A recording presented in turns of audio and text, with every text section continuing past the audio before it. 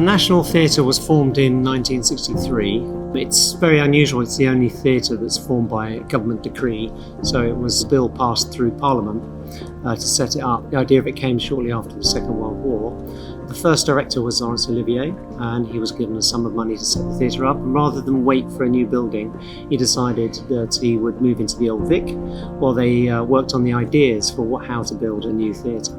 So Denis Lasdun, the architect, and Olivier spent several years going around the world looking at other theatres. And one of the main places that influenced them was Epidaurus in Greece, which is a large rock-built amphitheatre. And in a way, he's trying to create a geological shape because it's the strata of the terraces that are copying the sort of a natural geological structure. But the overriding characteristic of the building is the board mark concrete. The National Theatre Together campaign started in spring 2020, very soon after we had to close our doors due to the COVID-19 pandemic. It became apparent very quickly that we would lose most of our income overnight, so we launched a really comprehensive fundraising campaign with the goal of raising £40 million over a 2-year period. We asked Endpoint to create a one-off, bespoke piece of art, essentially. We looked at lots of donor boards around other cultural organisations, but what we wanted was something that felt unique to the National Theatre, something that felt like it had really amazing craftsmanship and design at its centre, but also was really authentic to the National Theatre.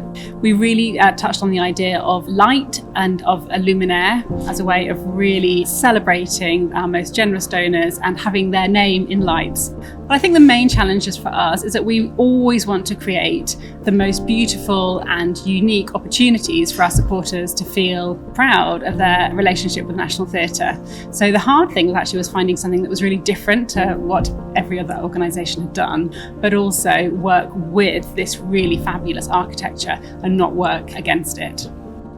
One of the challenges for this building now is that it's a Grade 2 star listed building, so we are limited with some of the things that we can do. We have a conservation management plan that gives us some guidance on what we're allowed to do, but certain elements of the building are protected. The major element that's protected is the board mark concrete. We shouldn't really be drilling into it. Over the years people have, but we now limit that very much. And the concrete itself, although it looks very tough, is actually not as resilient as it looks. It can get damaged easily and it's not easy to repair. So we tried to sort of not attach too much to the concrete. We also wanted, the concrete is such a feature of the building that we wanted to not cover that with something.